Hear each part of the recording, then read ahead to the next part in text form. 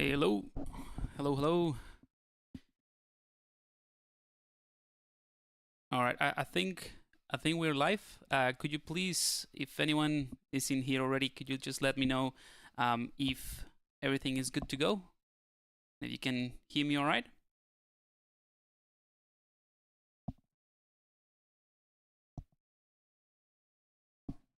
There we go. Awesome. So YouTube is working. Hi, Renee, Sam, hey, Yemen. Poly, cool. And what's the other channel? What do we have here? Twitch. Cool. Sam. Awesome. All right. So it's been it's been a while since my last stream here with the Pixology guys. So or now Maxon, okay, is the old um sorry. I'm trying to set up this. It's been a while, so I just forgot how to set up this setting stuff. All right, cool. As long as you can hear me all right and you can see me, I'll work out the rest afterwards. Cool. So yeah, I'm in my brand new studio. I haven't set up the camera for the streams just yet, but I'll show you later. The whole idea that that I wanted to do with the studio really was to set up kind of like something that looks a little bit more professional, more like studio-like, a bit cozy. But I wanted to do everything on a budget, so I recorded the whole process, and I think I maintain the original idea of the budget that I want to do. So I'm going to do a post covering every bits and pieces that I added to the studio, and yeah, and I'll share that as well in case you're in case you want to know. All right, so let's go ahead and get started already. So we have some people in here. So I'm using the latest version of ZBrush that I recently updated to 2023.1. And I have this character that I've been working on, that I just created kind of like as a demo for the one of the sessions that I did last week for the UCG students, the Ultimate ZBrush Guide students. So for any of you who are here that might not know me, so I'm Pablo. I think it might be on the Shane Olson today. This stream, but yeah, so I'm Pablo, and I just work with, I'm a 3D concept character artist, and I work with lots of different things in ZBrush. It's kind of like my main tool for creation, and then I might export it and just use all different tools to finalize it. So in this kind of like live stream, I'm trying to get back into the game, just to get into the mood again, and the flow to show you guys. It's been a while since I sort of like teach something as I talk, like in a live stream, so it might be a little bit might be a little bit weird, but anyway, so we are now ready to get started with something cool. I thought I'm gonna stick with the theme of Star Wars, so this is just a version of Darth Maul that I created for that demo, so I just wanted to show you what it is, because it's very very sketchy, just a concept. So actually, if I go back, you won't see anything at the back at the bottom. So even the feet are just these. Let me turn off the poly paint. So it's just that. So yeah, I just wanted to show you this because it is a relatively very simple concept, very sketchy geometry in a way. So just the character here. This one has the topology from Character Creator 4, so I use that as my starting point, as my base mesh. See, this is what I mean. That's been a while. So I use that as my base mesh to create the the topology and the details. But if you look at it, I didn't even spend too much time blocking the anatomy or anything. It's just the very basic very basic stuff, because I knew it was going to be covered by these other bits and pieces, so I just didn't do any of that. So the other reason I'm showing you this before we jump into something more practical that we're going to be doing today is because this is kind of like the character that I use to create a render for a for this. Let me just show you.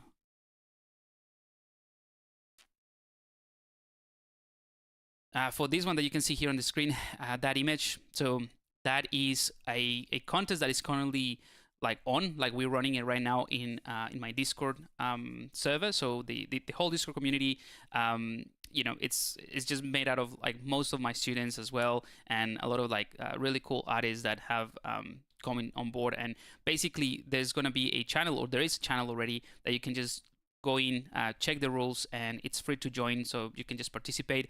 And the winner at the end of this month is going to get a Maxon 1 license, which is awesome. So thanks to the Maxon guys. And yeah, obviously that comes not just with ZBrush, but Redshift and all the other cool stuff that you can get with Maxon 1.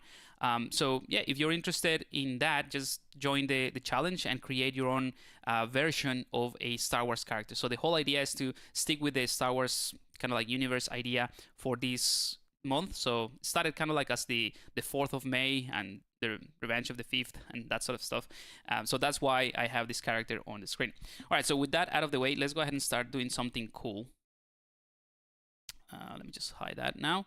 By the way, if you also go to the ZBrush guides, you will be able to access that, and that's where the everything else is. So just go to the ZBrush guides in here, and you'll see it's this pop-up that you'll see here. So if you click on that, it will send you to the kind of like that news of what this is and what the contest is. And yeah, you can just click on learn more, and that will take you to the Discord channel, so you can join as well. So yeah, if you have any questions, feel free to ask in the Discord channel as well. But that's about it. All right, so yeah, I have this guy here. I'm just gonna ignore that, and I'm gonna open a new file, or let me just select a sphere, turn off the floor and the perspective off. So just a sphere. Also, I'm gonna make it a polymesh 3D, frame it. Also, I try to, just in case you're not familiar with my UI, this is my custom UI, and I try to update it already with some of the things that I would use the most in in the newest version of ZBrush. So I just tweaked it slightly. So like obviously the Serum Measure button now, it's a lot larger. I have this Serum Measure retry that I've been using quite a bit, and that one is the same thing as, I mean, I haven't changed things too much, but I just want to cover some of the stuff that I've changed. So that's the retry button, but in my UI, this button is a little bit too big. So I just created a macro that basically presses that button, and that's all. So I have it right next to me in the UI. But yeah, other than that, we are ready to go. So I think for today, what I want to create is some kind of droid.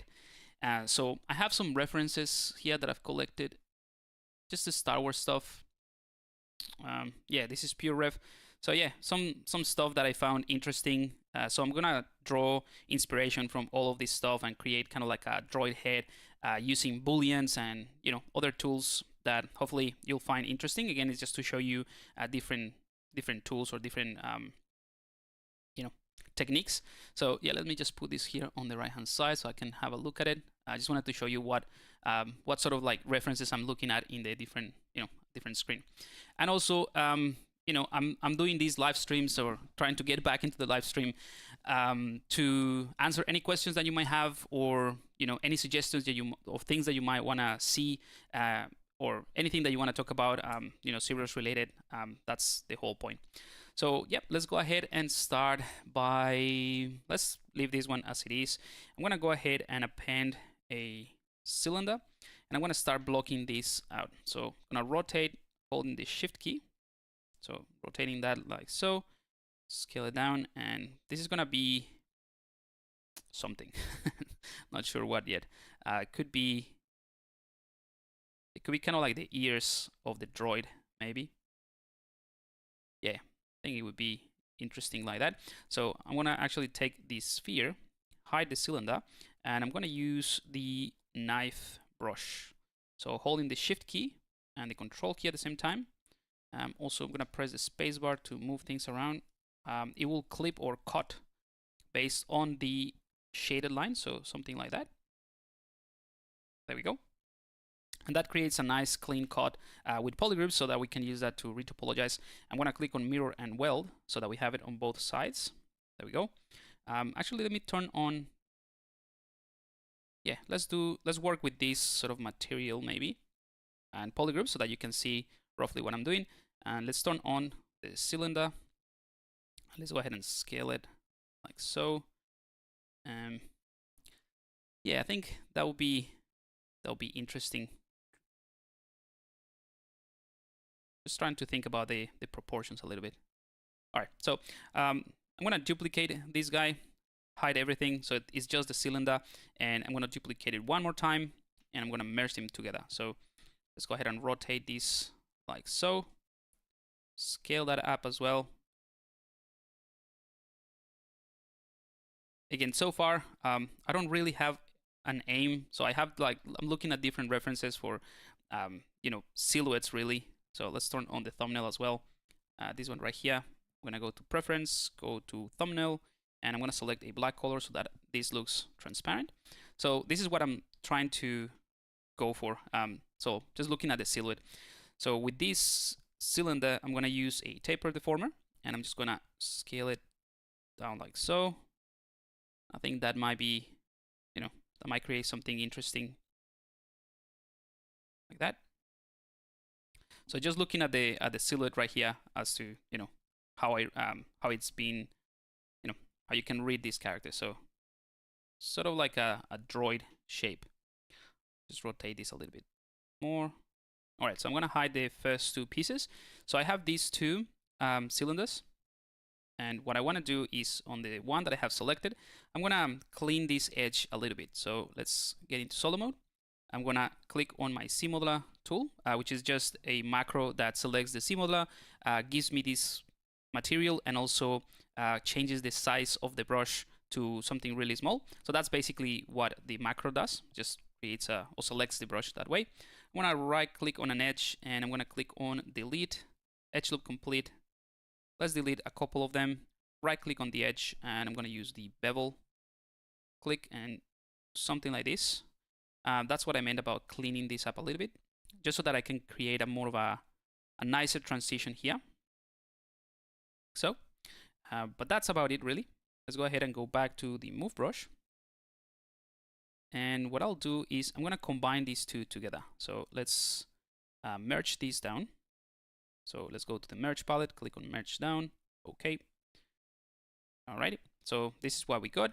I'm also going to go ahead and bring in my custom palette to do an auto groups. So this is from the Polygroup palette. Oh yeah, the Polygroup palette should be there. Auto groups that creates these two different polygroups.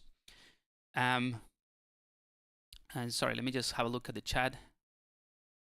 Oh, cool. Glad you like the interface. By the way, if you want my custom UI, it's not the one for ZBrush 2023. It's the one that I've used in previous versions of ZBrush, but it is, I would say, 99% exactly the same thing to what I have here, except with custom macros. But if you want it, you can just go to my YouTube channel. Let me see. I'll give you the exact place where you can download it. It's in the comments section of the tutorial UI. There we go. So I'll just share this link in the chat here. There you go. So if you're interested in the UI that I'm using, a very 99% the same thing as what I'm using. You can go to that YouTube channel that YouTube link, and in the description there is a link to download this UI, so you can just follow along a little bit better with what I'm doing. Grand Magus, we're making just kind of like a Star Wars droid. That's what I'm aiming for. Okay, so I have these two that are that have been combined. I'm gonna enable double just to show you. Oops. Just to show you that the inside, there's still two separate objects. So what I want to do is combine these two together just to create a new single topology out of this thing by going to the Gizmo. I'm going to click on the gear icon, and I'm going to click on Remesh by Union. So if I click on Remesh by Union, ZBrush is going to create or perform a Boolean operation on its own, like, you don't have to have two different subtools. It's going to create that in its own subtool. So now this is a single mesh. So you see it just creates that triangulation around the border. But that is perfect because what I can do now is maybe create a different polygroup with symmetry. So here. So yeah, that polygroup, let's go ahead and click on group visible. So now we have two different polygroups. That should be okay. Maybe one here as well for the front, just so we can keep a nicer edge around there. Again, Let's go ahead and click on group visible. I'm still getting used to the new shortcuts that I've added, because I added I made a mistake adding the shortcuts to my UI. So I usually bring in with this shortcut, I use that to bring my palette for the brushes, and this one for the other palette, so it's just confusing. Anyway, so I have these, so I can go to the Serum Measure now, and I can just leave the adapt on, even though there's not a lot of crevices, but let's just play around with that. The target polygon count, I'm gonna reduce that to, I don't know, 2,000 polygons or something like that. This number is in the thousands. I want to keep groups. I don't need to smooth any groups, so I'm going to set this to 0. Usually you want to smooth groups if you have like something like this, basically, that looks very jagged around the edges. Let me turn off the thumbnail. So if you have something like this as a result of Dynamesh or Sculpting Pro, that sort of thing, you can use these smooth groups, and it's essentially going to smooth that transition between groups before it does the Serum Measure or as it does the Serum Measure. But it looks pretty clean to me right now. I'm also going to use symmetry, so that's all good. And let's just give it a go with these sort of default settings. I just essentially enable keep groups and smoothed the groups. Serum Mesh that, and that is a pretty nice and clean result. As you can see, it maintains that nice sharpness of the cylinder. But what I wanted to do really was to produce this sort of like clean transition. That's why I went with the Serum Measure. So I can just use the smooth brush. Actually, let's reduce the intensity of the smooth brush like that. And I'm just going to play with that sort of transition so that it's not as strong. And that's going to be the base for the head of my droid. But now at least we have a very nice clean topology with one single click that we can work with.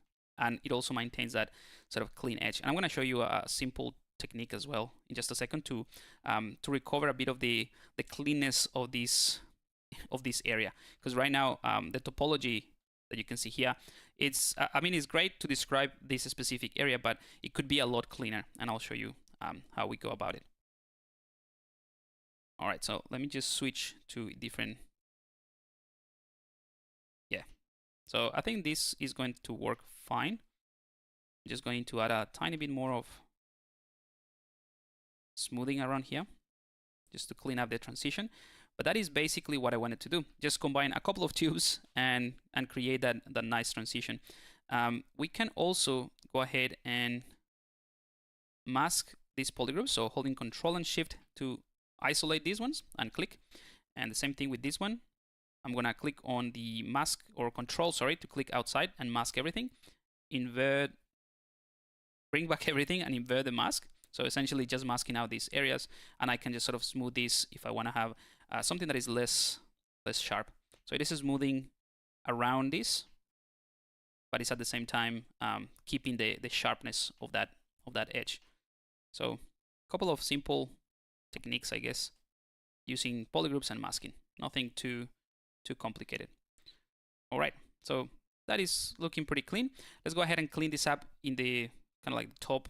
Sorry, not the top, the bottom, and each one of these sides as well.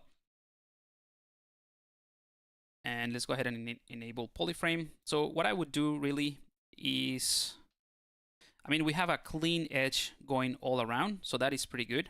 So let's go ahead and use the selection tools, and I'm going to isolate this portion by holding Control Shift and then Alt to hide it. So it just hit both of those sides. And that's good. And I will probably, let's just do one at a time. So now that I have this hidden, I'm going to bring in my custom palette to delete hidden. And for you guys, delete hidden would be under the geometry, modify topology right here. Click on delete hidden, and it's going to delete whatever is hidden. Now I'll do the same thing for this one right here. So I'm going to do this. Just be careful because this is doing a projection. So it hit all of this, but it also this part. So I can just invert the selection and just clean that up a little bit. So now we have only this bit that is hidden. Again, delete hidden. So now we've deleted those. We have an open geometry. And now we can go back with the sim modeler.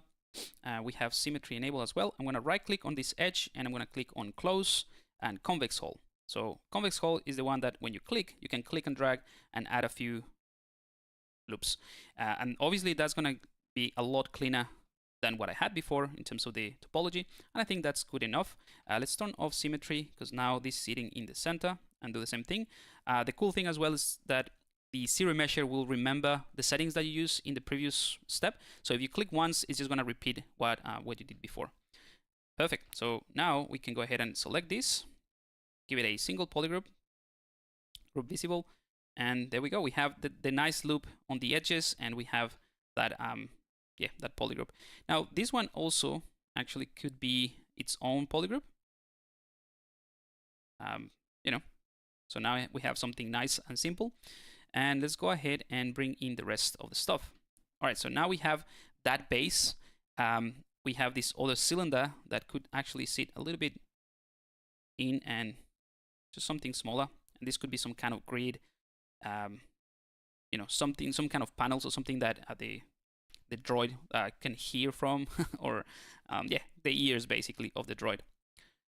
Cool. So now let's go ahead and play with this sphere a little bit. I'm gonna deform it a tiny bit, but I'm gonna maintain these polygroups. So what I can do is similar to what I did before. Selection, select rectangular piece, select this bit, which is the same polygroup. I'm gonna mask it. Go back here, and I'm gonna use the. Let's go ahead and use the move brush with symmetry enable, and we could also invert the mask and just blur it a little bit so that we don't affect anything of this circular piece. And also with the move brush selected, I'm going to bring in my AccuCurve so that we get this more pointy version of the move brush. And that for you guys would be under the brush palette, AccuCurve. And with this, I'm just going to adjust the shape of this one a little bit, just trying to get something. Let's see some of the references that I have. I don't know, something like this. So it's not perfect. It's not a perfect, you know, sphere.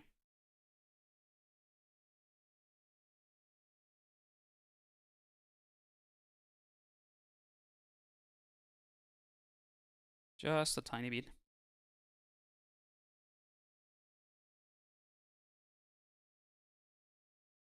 So yeah, we can put the eyes here. We'll see how we go. This is still blocking it. But yeah, it's just a very basic blockout, right? In fact, let me just do something. I think I want to push this even further so that it sort of meets the other piece here at the bottom. But we can flatten that piece as well with another trimming. See how we go. That's kind of like the cool thing about using ZBrush, just to you know, as you sketch to design something, you can just make this type of decisions on the fly. All right, so we have this, and I'm gonna clear the mask now, and just to show you, I'm gonna use the knife cut again, and I'm gonna do something like this. Actually, oops. Let's do it again. So I'm gonna cut like this, and then I'm gonna press the Alt key twice. So it's gonna create a sharp point in that curve, right? And then I'm gonna move this like so. That creates that sort of shape, which I think, you know, might be interesting.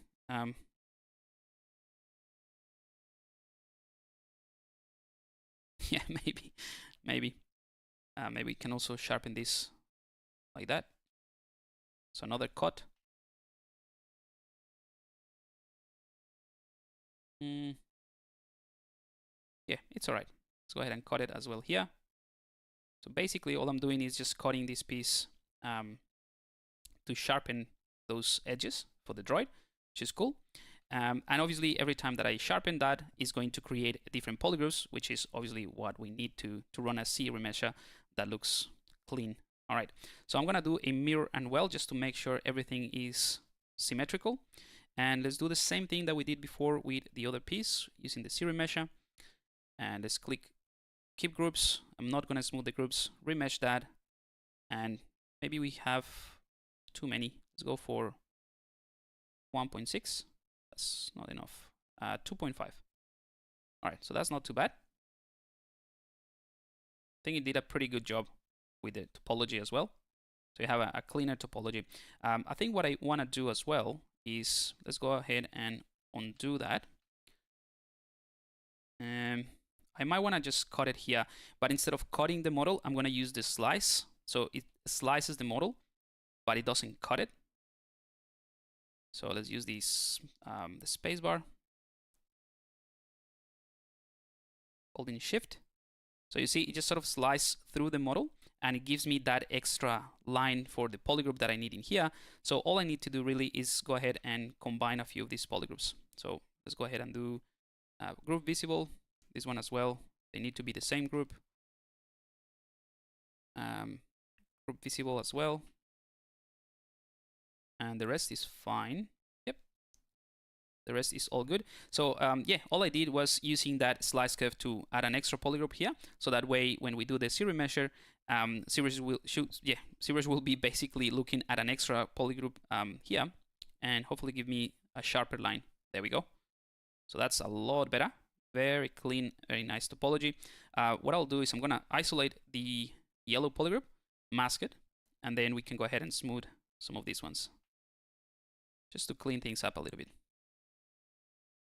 And when I say clean up, I just mean literally redistributing those groups. We can also isolate, let's say, this one, mask or select this to mask this area, invert the selection, invert the mask, and then bring in the gizmo, center it in there, and we can just sort of flatten that using this scale and maybe rotate it slightly. All right, so that is pretty good, I think. Let's have a look how everything's looking. Yeah, so that's not too bad. Obviously, we can enable dynamic subdivision now, and that gives me a smoother version of that of that piece, right? And with dynamic as well, we can go ahead and, you know what? Let's go ahead and crease all the polygroups. And before I do that, actually, let's clean this one in the same way that I did with the other piece. So I'm gonna hide that blue polygroup, delete hidden. Let's go to C modeler, right click on edge, and I'm gonna close convex hull, click and drag, just to add some loops. Perfect. Let's go back to the move brush, select that, give it a single group as well. So now we have a cleaner version of that piece or that section. And the thing that I was gonna do, oh yeah, so now that I have these polygroups, if I go ahead and open up the dynamic subdivision right here, click on dynamic, right? This is the quality that we're getting. We can go ahead and keep smoothing this, but if you want something sharper, what you can do as well is, I have it here in my UI, but you can open up the crease palette and click on crease polygroups, this PG or Paul Gabry button. It sort of like creases the difference between the polygroups, right? So that's pretty good. So yeah, you basically add a bit of creasing around all of these pieces. And if you want to, if you don't want it to be that creased or that sharp, you can go to the creasing palette as well, and you have this crease level.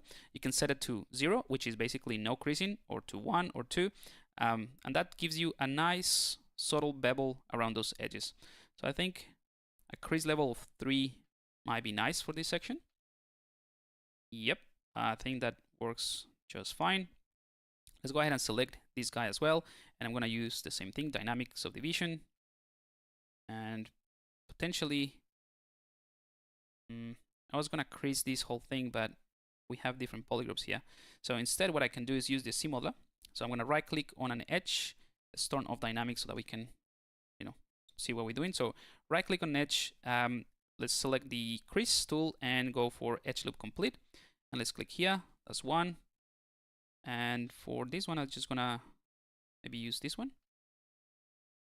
Yep, so that's good. Let's go ahead and enable dynamic subdivision, and now we have these sharper areas here. And let's go ahead and remove a little bit of the sharpness. So 3 subdivision levels with creasing 2, maybe? Yeah. Perfect. So we have that initial, base idea of the droid. Let's go ahead and continue with what could be, I don't know, the eyes maybe. We might also need an opening here for the neck, but we'll do that after with booleans probably. All right, so this one is also going to be, I don't know, I'm thinking something like some kind of like panels or grid. Let's actually do this one. So I'm gonna increase this. Actually, let's put it here on the side. And let's go into solo mode. And let's use the C modeler to remove some of these by going to delete, polygroup complete. So I just want to clean this up. We don't need that many loops.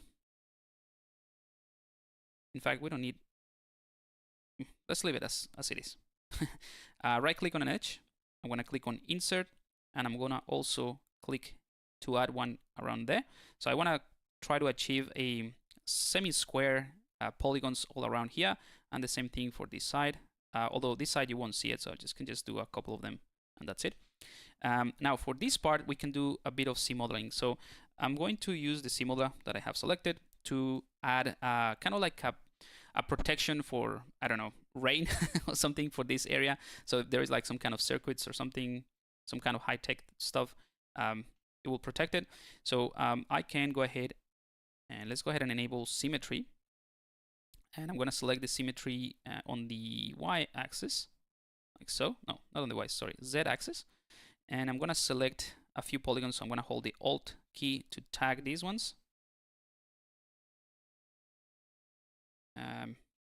Maybe a little bit more than that.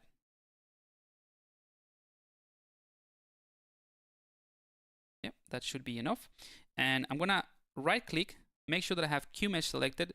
The target doesn't really mind, or I don't really mind the target because I just tag the polygons, right? So you can just go for a single poly or polygroup all. Just for a sake of demo, I'm going to go for polygroup all to show you that because you have tagged the polygons, you don't really have to worry about what the target is. You literally manually tag the polygons. So let's go ahead and click and drag, and that extrudes this bit. But instead of extruding it or Q-meshing this, I'm going to hold the control key to actually extract that piece. So I'm just going to do that just about there, right? So now we have this single-sided mesh outside. And what I can do now is isolate this bit. So select rectangular piece, and I can go to split hidden. And now we have two subtools. So we have this bit, and then we have this other bit, right? Which is exactly what I wanted. So now we can play around with this to create that sort of grid section. So I'm going to tag all of these ones, press in with the Q mesh, and also going to tag these polygons with different polygroup. So holding the Alt key as I move things in, it's just going to basically give it a different polygroup. So let's do something like that. We can also use this insert to add an extra loop around here, maybe. And then tag the rest. Push it in just slightly. And maybe let's create another one here. So another loop. Right click on the loop. Let's bevel that. So it creates a new polygroup in there. And we can just push this in. So just try to create the effect of some kind of like paneling in there, which I think works great. Cool. Also, let's go ahead and bevel this edge a bit, like so. And we can check how this is looking by enabling dynamic subdivision. So not too bad. And you'll see a little bit of triangulation here or add effects. So that is just a matter of adding an extra loop by going to insert. Let's add a couple of loops in here. So now it looks a lot cleaner. And obviously we can do a bit of creasing as well. So let's do that as well. I'm gonna right click, crease, edge loop complete. I'm gonna crease that one, that one, that one, and oh, we're not gonna be able to access that one unless we hide some parts. There we go. That one there. Maybe let's do the same thing in here and these ones as well. So yeah, something simple like that. We can go ahead and reduce maybe increase the subdivision and decrease the crease level. So level 1 should be okay. All right. So this one is a pretty straightforward thing to do, really. But just in a few minutes, you'll see we have something a little bit more interesting. I want to take this one as well and do it. Might as well do it now. Modeler, right-click, Q-Mesh. And actually, before I do the Q-Mesh on this, let's make this a little bit more interesting, because I was just planning to do something like that, just to protect that area. But we could do something a bit more interesting than that by, this is still a single-sided mesh. Let's go ahead and use the slice curve. So the trim or the knife curve won't work with single-sided mesh, I think. Let's do a quick save, because that might, break things. I don't know if that has changed. Oh, yeah. So it cuts it, but it doesn't create polygroups. So that's why I was sort of saying, let's go ahead and use the slice curve. So I'm going to use the slice curve to create an angle like this. Maybe that is too much. Like so. And perhaps another one like this. And like that. And we can go ahead and mirror on the z-axis. So mirroring well on the z-axis. So that gives me this extra polygroup, which I think is cool. Yeah, so now I can select the pieces that I want to keep. So holding Control and Shift to isolate that. And there we go. Also, I want to keep the green one here. So that's a lot more interesting. Let's go ahead and delete hidden. Right? And we can go ahead and clean this up using the Serum Measure. So let's give it a single polygroup. I think it would work just fine with a single polygroup, keeping those edges sharp. So let's open up the Serum Measure. Click on maybe 0.6 Serum Measure. I think we can go lower than that, 0.2. By the way, I haven't sort of got used to it, but what I just did, you can do it with the retry. You don't have to redo it, the whole thing. So you can move this to 0.1 and retry. 0.1, retry. And that's a lot better. And we can also go ahead and polish by crisp edges a little bit. You see, just creases that a bit. Some of these edges, if I want to maintain a sharper edge here, I can just go ahead and just mask them. Invert the mask, bring the gizmo centered, and I can just do this. That's the only one that needs a bit of creasing. The rest of them look fine to me. And we can go ahead and use the Modeler brush. Not the model, sorry, the move brush. Not the move brush, the move topological brush. That's the one that I was looking for. Accu curve. It doesn't have to be the move topological, but just to show you something else. So I'm just going to move this slightly just to create a sharper version right there, which we can tweak after. Okay, so that is about it. What I want to do now is mask this area just to make sure that it's flat, centered to the unmasked areas, and then just flatten that by pushing the y-axis here. I'll do the same thing in these two pieces or the two edges. I'm doing it with symmetry as well so that you can see. And that's it. Maybe this the same with this one. All right, and you can also do it. Let's use the mask lasso. You can do the same thing in here. Bring the gizmo centered, and we can hold the Alt key. Oops, the Alt key. Sort of like place it in the angle that you want.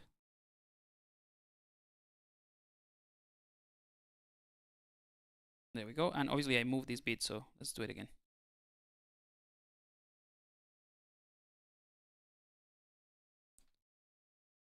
Awesome. All right, so we have this very clean and simple mesh. Let's go ahead and use the Modeler now. And let's also, let's go ahead and extrude this just to give it some thickness. Just click, drag. All right, and obviously we need to push this forward a bit.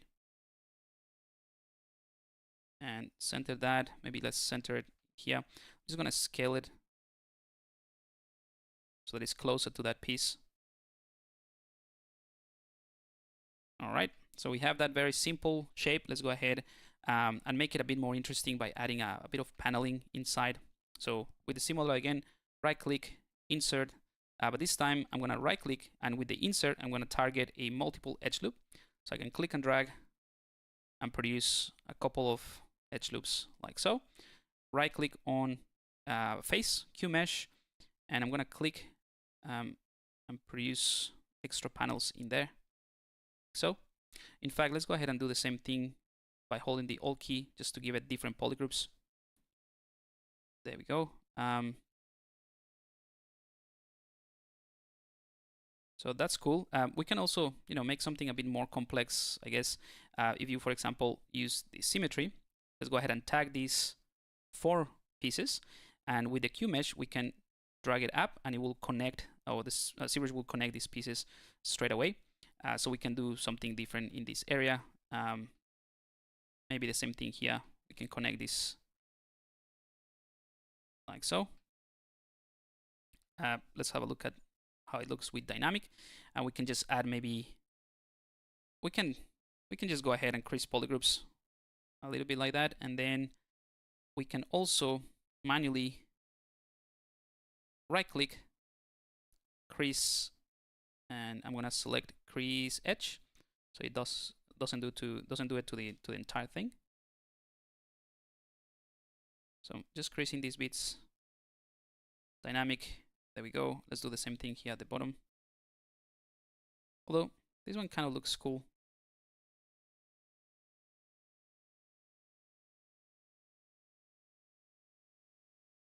I'm gonna sharp everything and then play around with the actual sharpness. So let's go with the move brush. So in the creasing panel, let's reduce this a tiny bit, and let's go ahead and increase in the dynamic subdivision the subdivision level. So yeah, pretty easy thing to do, but it just makes it a lot more complex.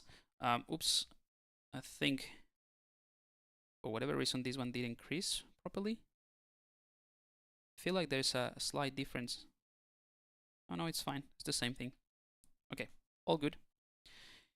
Cool, so we have this piece sort of protecting this area. Now we can just go ahead and bring in the gizmo, and I'm gonna use this sort of pizza icon here. I'm gonna hold Control and Shift to select these 2 subtools, which are obviously 2 different subtools, but with this icon, it sort of like moves them all together. And let's go ahead and place these. I'm gonna center it. So this is another cool thing about, I think this was even from 2022 actually, but let's have a look. So if I select the cylinder, this one right here, and the gizmo, let's say that I have my gizmo around here, I can hold the Alt key and tap once, and it will just place it in there, and I can then hold the Alt key and reset that, so I know that this gizmo is right in the middle. And let's go ahead and do the same thing that I was doing before. So Control Shift, select these 2. So that way I can scale it from the center. Something like that.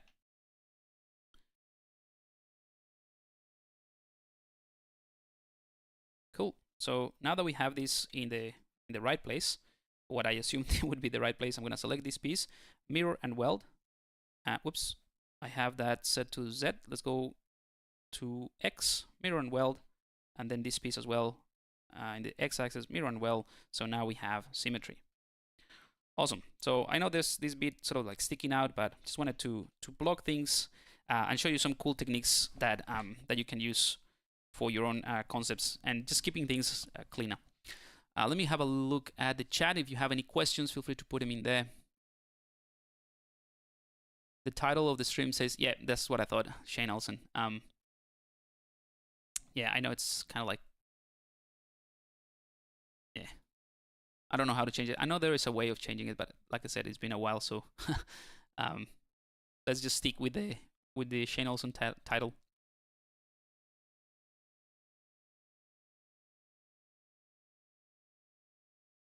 Yeah, it's probably yeah, because you have to change we all stream with the same sort of setting, so you have to manually change that. I know that I could potentially do it, I just don't remember how to do it. So that's all right. If you have any doubt, I'm Pablo. So it's all good. All right, let me know if you have any questions about what I've showed you today so far, and then we can move on. So I'm gonna start adding some eyes for this guy. So I'm gonna append a cylinder, another one. That's a cool shape for a head, like a bucket head. And that's one of the things about Star Wars. At least the droids, I think, they're not very agile. At least the helpers, some of them are, but most of them they have like these very and I quite like it, this sort of like retro sci-fi style. Okay, so this one I'm gonna go into solo mode, rotate in the x-axis 90 degrees.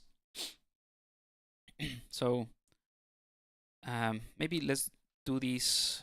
Let's use a visor for this, or convert this into some kind of visor. So I'm gonna use the select rectangular piece, hold Control and Shift to hide a portion of it. Maybe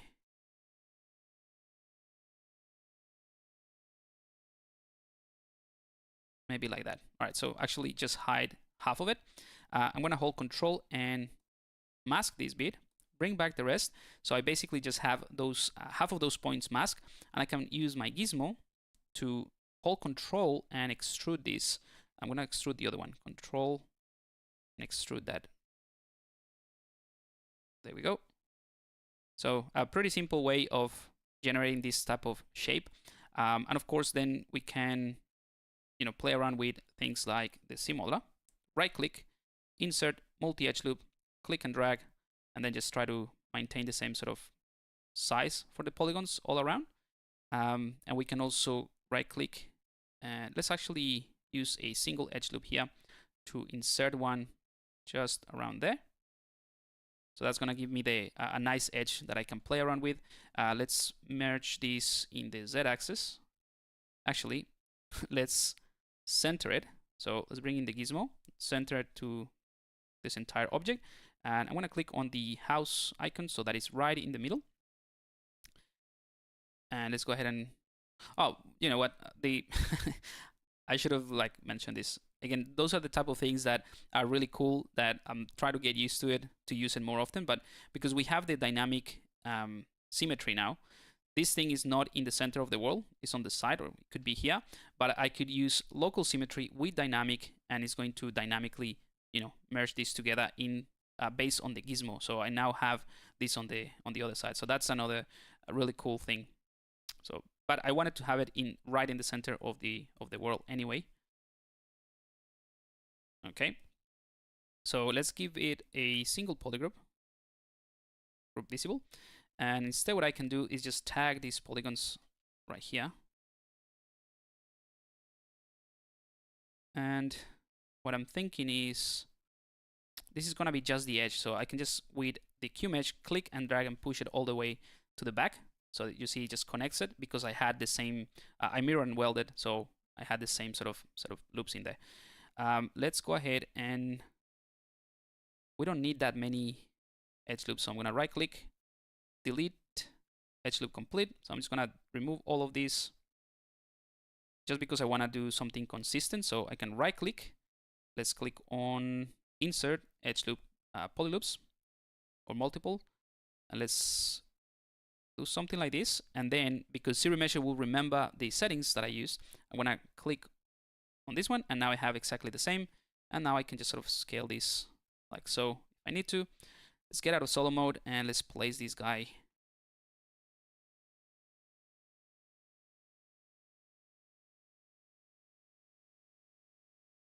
So I'm gonna try to maintain a bit of that curvature.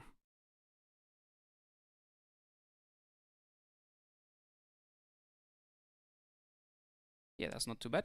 Let's push it in a bit. And again, let's go ahead and play with dynamic.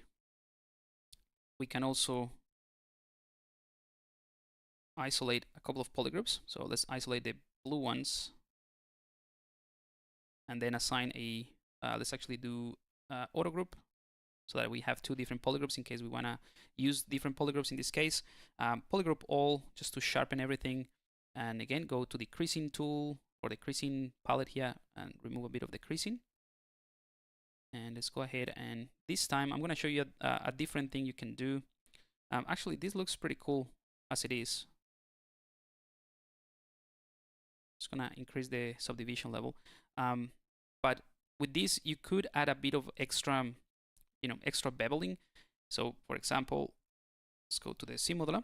I can right click here and click on bevel, click and drag, just go for something like this, like a chamfer effect. Click again, and then let's do polygroups once more, so that we have like an extra dividing tool in here. So a creasing level of 3 gives me that nice sort of chamfer in this area. Cool. So that's pretty much it in terms of like setting this guy up. Obviously, we're missing a few things, and I think this could be a bit thicker. So this is one of the advantage of using these polygroups. So what I can do is actually make the inside and the outside the same. So hold Control and Shift, select it, Control and Shift. Let's go ahead and polygroup visible, the same color. Then use the C modeler, right click, make sure that I have Q mesh selected, and polygroup all. In this case, it is relevant because it's going to use as a target anything that is the same polygroup color. And then I'm going to click, hold the Shift key, and then just push this out. Actually, just doing the extrude gives me an extra panel, which looks pretty cool, I think. Let's see how we go. Yeah, so that's not too bad. Let's go ahead and click on dynamic. Yeah, that's actually a lot better. So I just wanted to go for something thicker, but now we have this nice paneling effect as well. We can remove a little bit of the creasing. Great. Cool. So the next thing I want to do is block out kind of like the eyes and maybe a couple of extra things that I might have here at the bottom. Still don't know exactly what I'm going for. I'm just looking at a bunch of different references to see what kind of like catches my eye to explore. But this is working so far for me. Let's do a quick save as well, and let me check the chat. Any advice on some books to understand anatomy as digital sculptor? Yeah, for sure. So the best one are, let me just see if I have it here. So this is the best one that I could just give you. It's called Anatomy for Sculptors. So this is by Aldis Sardis and Sandis Konrads. I'm not sure if I'm pronouncing that correctly, but it is the Anatomy for Sculptors, and this is just the general anatomy. It is absolutely fantastic, and it breaks down everything really nicely. You can also, there's also one for the head, and another one for like other parts of the body. I'm not entirely sure, but this is just the general anatomy, and it's absolutely fantastic. There is a couple more that there's one from the 3D Total. This one right here. It's called Anatomy of the Human Head. That is really, really cool. This one is, so I participated or contributed to this in the Stylized anatomy section. So in case you're interested, but it's really good. It just gives you kind of like a breakdown of different expressions and the muscles of the of the face and how it works. So I contributed to the chapter of stylization, so like taking the anatomy of the face and stylize it a little bit. And this is some of the stuff that I contributed with. So this type of stylized expressions, yes, it's just a bit of general reference, if nothing else. But yeah, the Anatomy for Sculptures is probably one of the best resources out there, I think. Yeah, and just look for anything in 3D Total about anatomy. Another thing that might be good to look into is what's the name? 3D Scan Store, I think it's called. Or there's also things in 3D Total. So you can download or buy 3D scans, like full body 3D scans. And I think sometimes those references are much better. After you understand a little bit of the anatomy, those references are a lot better because they also come with the fat tissue. And sometimes if you just do anatomy, like perfect anatomy with all the perfect muscles, things are going to end up looking like an écorché, like, kind of like the same thing. But the thing that makes let's say a human face very, like, it's very individual, but it's very the unique, or that uniqueness, or whatever contributes to that uniqueness, is a lot of the bone structure as well as the fat deposits, because that's gonna change the way that you read the face quite a bit. So when you download like a 3D scan, obviously it comes with that, it's a 3D scan, so you can compare the two, and that's also really, really good. Okay, cool. So let's go ahead and append a cylinder now. This is gonna be one of the eyes. Let's go into solo mode, rotate that. Not sure what to do with this one though. Let's just play with the simulator a little bit. Let's actually place it first so that we're doing the proper sort of blockout. This droid's gonna have 2 eyes. So I'm gonna place this here.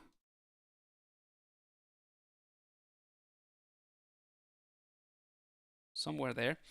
And then I'll just mirror and weld the rest, I suppose. So let's go ahead and actually play with dynamic. So I'm going to enable local symmetry and leave the dynamic on, so that way, because the gizmo is in the center, we can still have symmetry. And I'll show you what that means. I can go ahead and enable activate symmetry. So we now have symmetry in there, but we can also have a radial symmetry in the z-axis. I always get it wrong, on the y-axis, right? And we can play with this radial symmetry, even though this piece is not in the center of the world. So that's pretty cool. So what I think I'll do, let's go into solo mode. I'm gonna right click. I'm gonna insert. Actually, let me turn off symmetry for just a bit. Single edge loop, like so. And then I'm just gonna tag all of these faces, right click, and I'm gonna delete all. So now we don't have any of these faces. And I'm gonna do the same thing that I did with other pieces. So right click and close a convex hole, but this time I wanna push it in. So basically, if you click and then go up and down, you add this, a number of edge loops. But with the same tool, if I go left and right, I can just sort of push it in or out.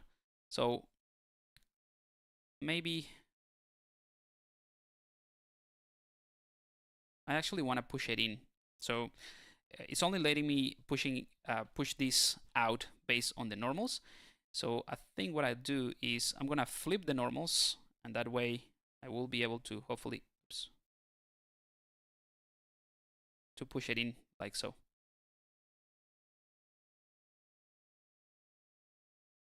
All right. So that is because the normals are flipped and I have double on. So you see they're flipped, but now I can just go ahead and flip them back. And there we go. So just a quick little tip in there. Let's go ahead and see. Yeah, this is looking all right. And this is kind of like the place where I can have the, some kind of lens or something for the eyes. Let's go ahead and isolate this bit, group visible, and I'm just going to use the simulator to tag maybe this from this point. Let's use the symmetry with radial symmetry just to do it a little bit faster, like so. And I'm gonna right click, and I'm gonna use the polygroup option here in the C modeler just to add a different polygroup, and I'm pressing the Alt key just to tag a different color. It doesn't really matter the color, but it's, I usually like to have a contrast between them so I know exactly what they are, because you sometimes have colors that are very similar. Okay, so let's go ahead and use the move brush. Isolate this piece, invert it, invert the mask. Sorry, I just masked that, invert that mask. And I can just go ahead and scale this like so. So just to flatten that surface. And I can use the gizmo to essentially extrude this piece as well. So I can hold Control, click and drag, and push this in. You can also use the simulator, but just to give you an extra tool in here. So that's gonna be just an extra hollow area there, and then here's where we can put the whatever lens we want to have. All right, so it's all right. Let's go ahead and click on dynamic, and let's go ahead and play a little bit with some edge loops. This time, instead of using the decreasing tool, I can also use the simulator to add edge loops all around, just to give you an extra tool. So right click, insert, single edge, click and drag. So the closer that I put to this loop to the other, edge loop, the sharper it's going to be. So something like that, and like so. And let's do the same thing around here and around here, and another one there. Cool. So you see pretty clean stuff. Let's go to the dynamic subdivision, increase the smoothing level. So that's gonna be the one of the eyes. Let's go ahead and finish up this so that, before we mirror and weld it. So let's make this, I'm gonna make this a little bit more interesting. So let's add a edge loop there. So I think what I'll do is I'm gonna isolate this purple one, and I'm gonna hide a little bit of it.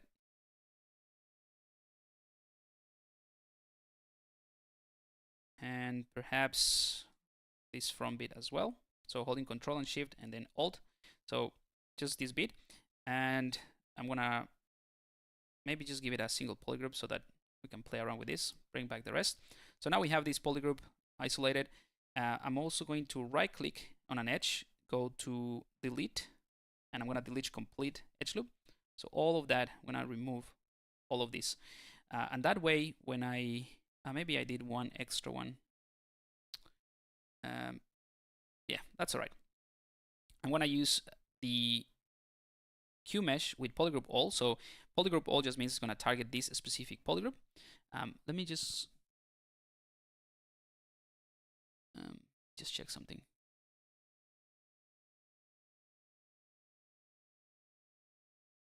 All right, all good. I was just getting these notifications stuff. Awesome. No worries. Glad that I could help. So let me know if you have any other question, guys. So let's go ahead and click and extrude this. But instead of extruding, as I do that, because I have the Q mesh, I'm gonna press the Shift key, and that's sort of like moves the polygons on their normals like that. And what I want to do is take this edge loop, slide the entire edge loop complete. So the C modular action is the slide, and the target is the edge loop complete. So I can slide this back a bit. And basically what I want to do is some kind of like rounded shape here, just to make things a bit more interesting. So something like that. We can press this Shift like so. And now we can go ahead and do, let's go with the insert edge loop complete and do something like that. And now I can do the same thing, clicking on this one and pressing the Shift key just to move it up. And you see it sort of like creates that rounder version here. We can also maybe bevel this one. And I'm gonna go ahead and mask using the masking tool, masking all of that. I don't know. Yeah, it's masking something in the inside as well. So let's go ahead and scale this individually. So I'm gonna right click on this edge.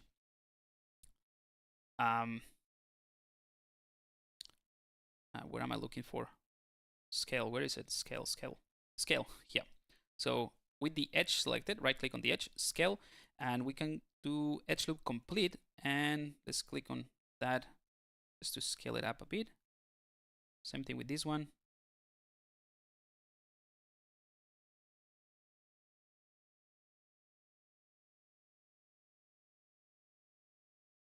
Yeah, that should be okay. Right click, slide.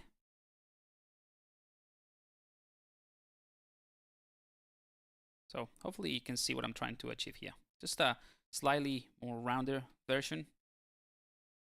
Let's go into dynamics or dynamic subdivision. So yeah, that looks pretty cool. We obviously need to scale it down. I don't know if the eyes are too small now. Yeah, I think they're a little bit small. So let's go ahead and click this visor, scale that up.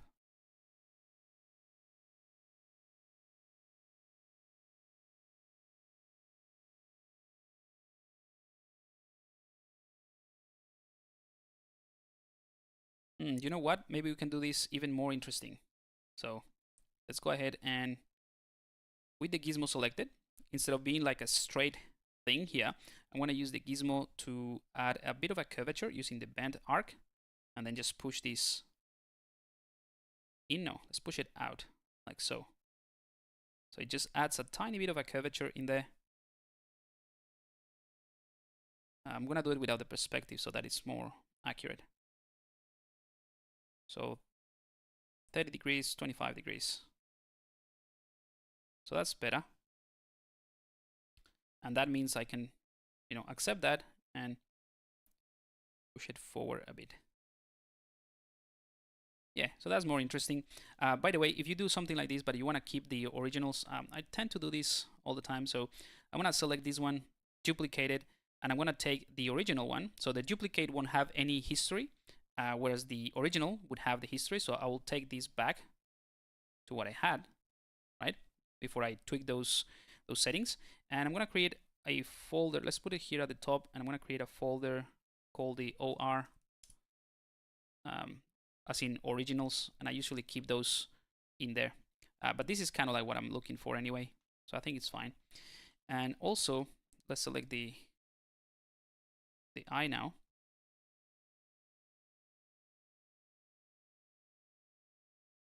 I'm gonna make sure this is sticking out just the right amount.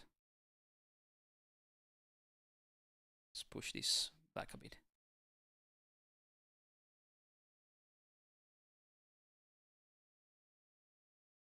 All right, so yeah, I think that makes a bit more sense, so that the guy can, doesn't have to move the head. It can also move the eyes like that. And yeah, I think that looks cool. Let's go ahead and maybe I went too far with the bend arc.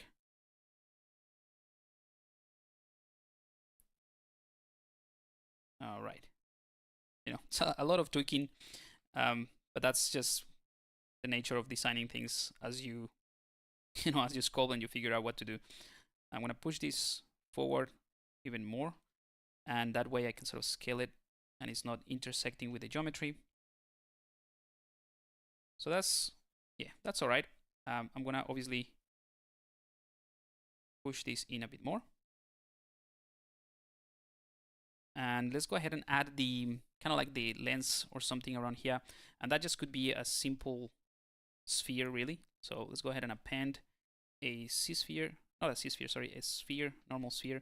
I'm going to straight away give it a dark color, and maybe let's also give it a this sort of chrome material.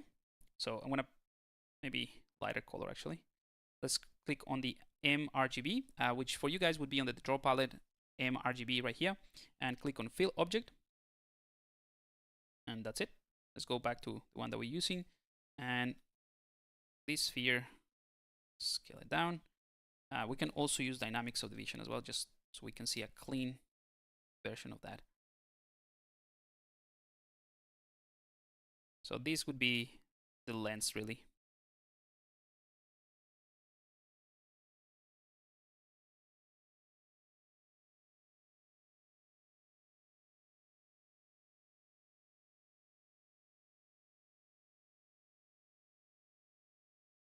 Yeah, hopefully you can see what I'm going with this. Cool. So we have the eyes for this guy. And let's go ahead and mirror and weld. Oops, without the local symmetry. So it does it here. And the same thing with the other sphere. All right. So now we can really judge what is happening. So I'm not entirely sure the distance between the eyes. I want to make it a little bit more goofy. So what I can do is, let's select this one and let's get rid of the perspective. Bring in the gizmo. Bring in the gizmo. Enable this sort of pizza icon, and I'm going to select the things that I want to keep. So this one and the spheres, and now I can sort of move this closer. I'm also going to enable symmetry so that I can move it without the radial symmetry. Just on the x-axis, I can push this closer.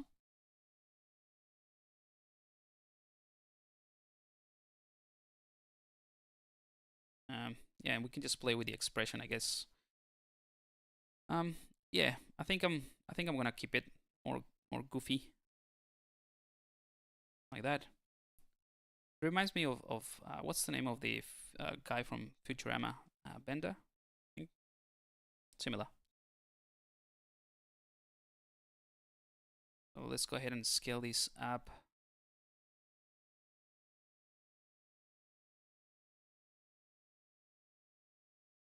I'm gonna try to get the eyes right, and then I'll figure out the whatever sort of like protecting the eyes.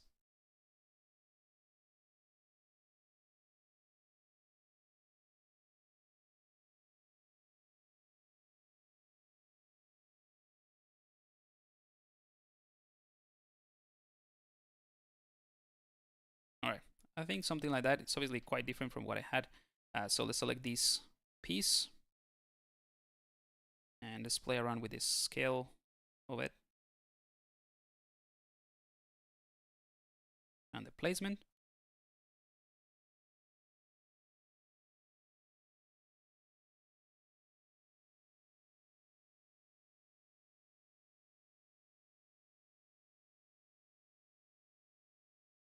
Yeah, I think that works. It's a bit more interesting. But maybe that bending of the bend arc that I did is not working. So that's the reason why I had this version. So let's duplicate that one. And this is one of the cool things about working this way, that you can sort of save versions of whatever works, right? So something like that. And maybe it is a bit too long. So I'm gonna use the left area or the left side just to figure out the position of it and the scale in relation to the eye. There we go. And then what I can do is just simply, let's just mirror, and well, that's gonna be the easiest way. And this is obviously way too long. Oh, we also mirrored in the Z-axis, so let's go ahead and hide this bit and delete hidden.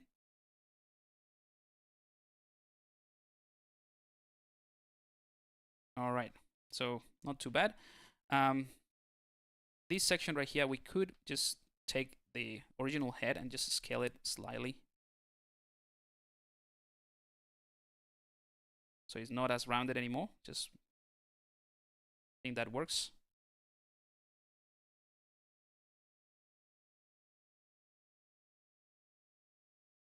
All right, so not too bad. Let's go ahead and concentrate on the piece here for the mouth area. So I think this needs to be worked on a little bit better. But we can bring in something else. So I'm gonna go ahead and use the knife brush to sort of like cut in, try to follow this line. Press the spacebar to move the entire curve. Oops, did the opposite. So let's go ahead and do the same thing again, but before I let go of my click, I'm just gonna press the Alt key. Oh, sorry, not the Alt key. Let's do it the other way around. It's the Control key anyway. So let's do that. Just gonna cut that out. Let's turn off the dynamic off.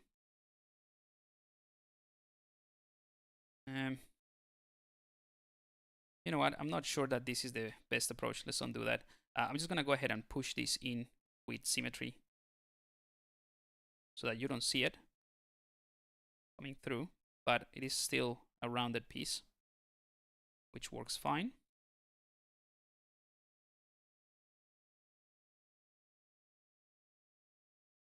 Yeah, I think that works.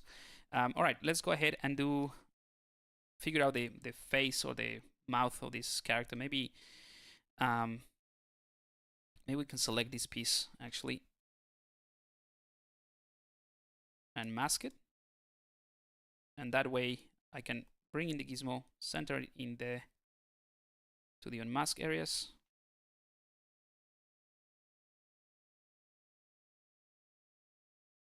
There we go. So it's just centered in here. And I'm going to use a tool that is pretty cool. Let's go ahead and remove the masking actually. Bring the gizmo. So all I wanted to do is unmask that so that I can have this gizmo sort of in this position, and I can unlock it and rotate it like so. But you know, I can scale things from this point. Now, obviously, I don't want to move the rest of the head, right? I just want to play around with the shape of this area. So I have these numbers here, which are custom macros, but all it is changing the focal shift. So once you have the selected the gizmo, right, and you right click and change the focal shift, it's going to change the kind of like a soft selection or soft deformation type of thing. So let me go into solo and show you that. So if I set it to 75, I can scale this bit, and you see it's not scaling everything, just a tiny portion of it. And in fact, let me just mask this just in case, and then blur that mask a bit, so that we know for sure this is protected, but we can still bring in the gizmo and scale this like so. So let's get out of solo and see what we can do with this. And this works not just with scale, you can rotate things around like so. Oh, that's cool.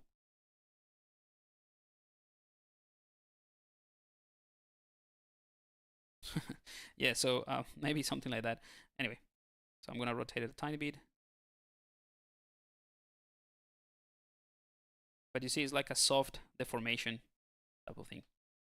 If you want to change it, you can go for maybe 56, and that's gonna grab more, or you can just, whoops, you can change it to 94, and it's gonna be very, very narrow, whatever the effect that you're going for. So that's what I have those numbers in there, in case you're wondering. Alrighty, so clear the mask. So I think that's slightly better for this droid. Let's add a little bit of complexity. So let's think about it. I'm gonna add this cylinder. So this is gonna be the mouth, or some kind of piece for the mouth. Let's reset this back to 0.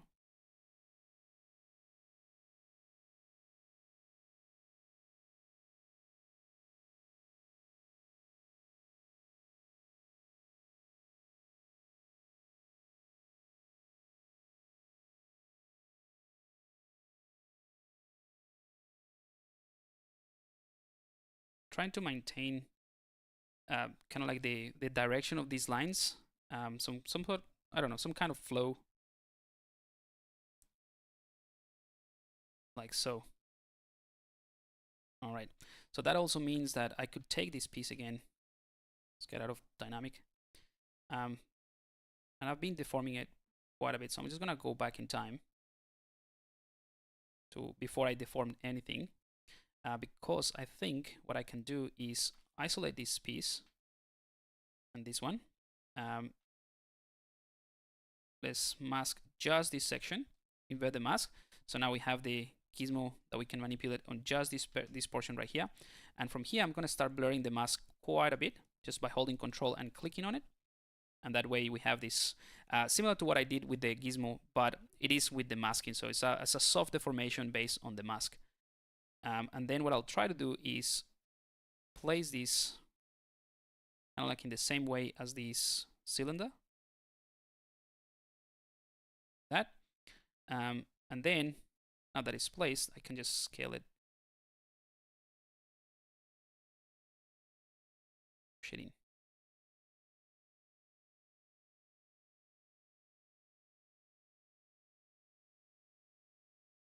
Yeah, I don't know if this is going to work necessarily. What we can do is also trim it again, or push things in. Let's just do a quick push in, just to test if this is gonna work. Actually, just pushing things works just fine.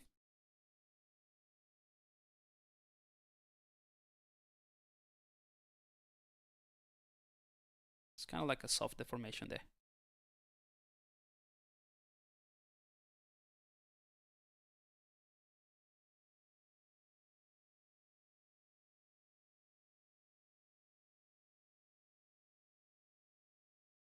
We can come back to this later. How are we doing with time, by the way? I still have like about half an hour. Let me know if you have any other questions as well. No worries, mate. Glad that you enjoying this stream and what I'm sharing. Okay, so I'm gonna select this bit here, and I don't know what to do with this. Let's just do something similar to what I'm gonna do, like another grid.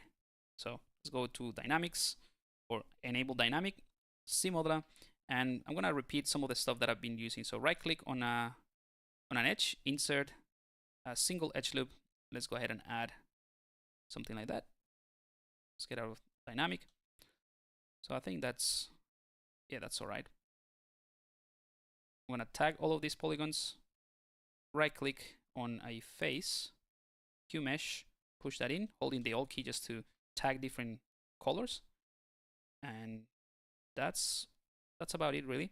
I'm gonna enable dynamic, not dynamic, sorry, activate symmetry. I'm gonna use radial symmetry on the Z-axis. Oh, didn't get it right. On the Y-axis, and I'm gonna enable local symmetry as well so that I can use it. So the local symmetry with dynamic, it is using the Gizmo. So I haven't rotated the Gizmo at all. So that's something that I can do. And I'm gonna tag these polygons, holding the Alt key just as I press with the Q mesh, like that. And let's go ahead and also right click on an edge. I'm gonna bevel this slightly, and then click on the other one just to get exactly the same thing. And yeah, let's go ahead and polygroup crease the polygroups, enable dynamic as well, and then we can have a look at how this is looking based on the creasing amount. So crease level of 3 and subdivision of 5. That gives me this nicer look. Alrighty. Yeah, I think this is working fine. We'll come back to the only piece that I think needs work is this one right here. I'm just gonna tag it with a red color just so that I can come back to it. I know that I need to play around with this, but yeah, I think this is working fine. Let's create some kind of grid for this. We're gonna start using booleans, I guess. So let's quick save this, and I'm gonna go ahead and put everything into a folder. I'm gonna call it head.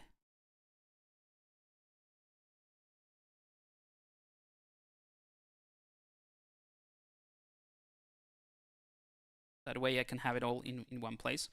So I'm gonna use booleans to cut through these areas a bit. So let's duplicate the entire folder. I'm gonna go duplicate, okay. So I just duplicate that entire folder, and I have that original there just in case. And then what I can do is create a couple of folders. So let's take the actual head, put that down or outside of the folder. I'm going to take this cylinder, put that down as well. So I'm going to hide the entire folder now. So this is basically what I end up with. And then I can use booleans to boolean this out. So let's create another folder. I'm going to duplicate the head, just put it in the originals just in case. I'm going to click on new folder, just whatever name, put that underneath. So now, after what I just did, just to simplify the process so that you know what I'm doing. So I have the head now, and I have this other piece. Both of those pieces have dynamic subdivision with them, or activated on them.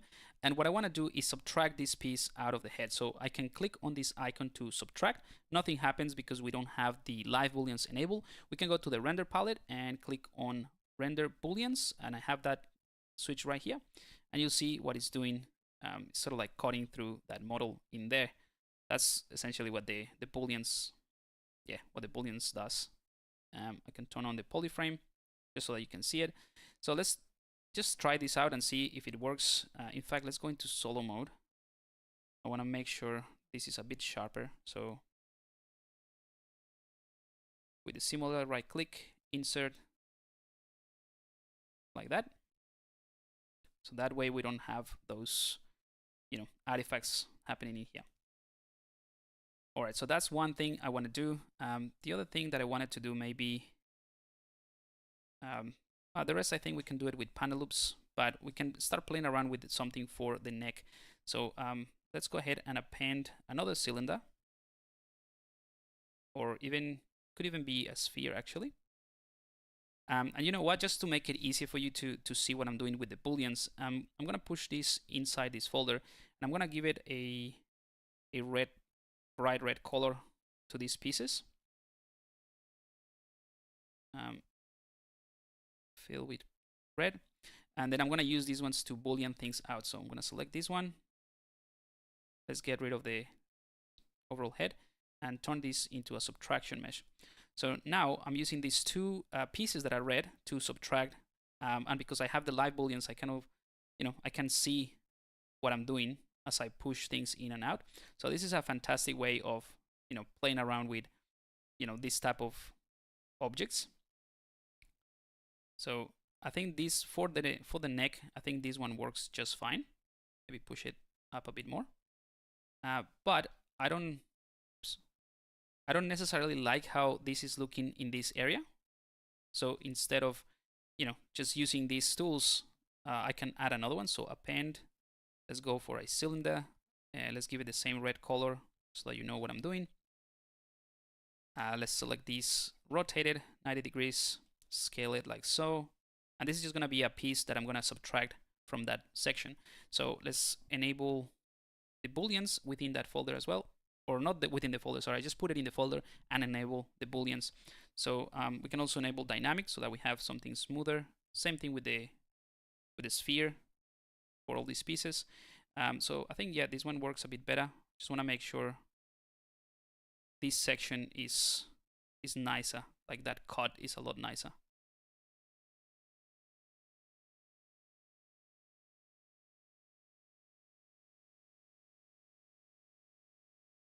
Yeah, I think that looks a little bit better.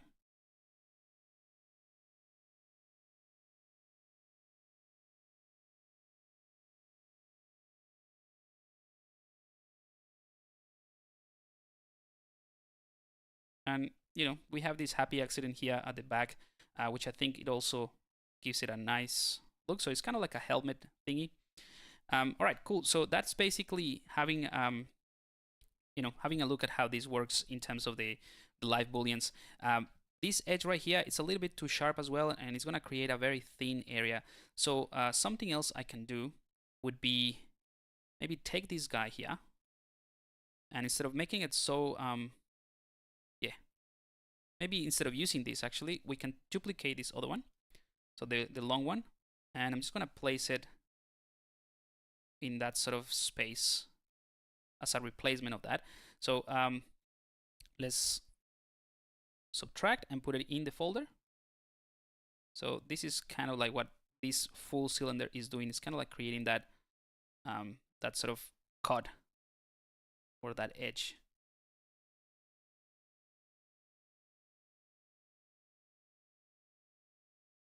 And in fact, we can take this cylinder. Let's remove the subtraction and set it back to, a normal color. So now we can see where this is going to be placed and use the previous one, the one that is subtracting, so this bit that is subtracting that part, to sort of see whether or not this works with the rest. So I'm just rotating it around, trying to find a nice beveling effect.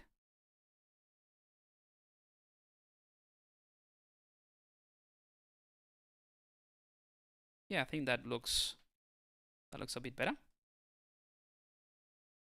Let's hide this one for a second, and then we can use the previous one and scale it like so. So it sort of creates a cleaner sort of cut. I think that works even better, actually. So yeah, a lot of tweaking and playing around, but this is kind of like what I enjoy doing, just trying to figure out what things might actually look if it was manufactured. Just thinking about, yeah, how everything will fit together. So I think this one works fine. We might have to scale this a bit more.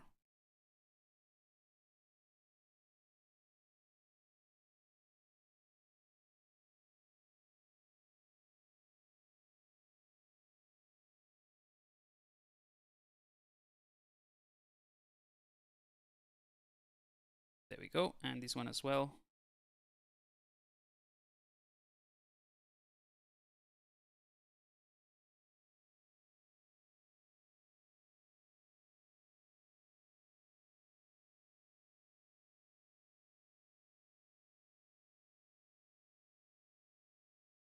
Okay, just trying to figure out how to embed this guy in. But I think this is probably what I would go for. We can also take the cylinder that we're using as a mouth, maybe duplicate it one more time and put it in as well, and subtracting it, give it a same red color. And this one is just to add a slight, gap in between. So this one that you can see here, let's see how that looks without it. Maybe push this down. I'm not entirely sure if it is necessary. Just want to see how it looks. Now, I think that this is kind of like overcomplicating things, so I'm gonna delete that one. Alrighty. So so far all I've done is using a sphere, right? This sphere with dynamic on, this cylinder with dynamic on, and this other cylinder with dynamic on to subtract these pieces. And currently this is just a live preview, so this is how things are looking. But all of these red pieces are going to be subtracting that volume from the head, which at the moment is also dynamic, right? So what I want to do is boolean this out, and then we can run another Serum Measure.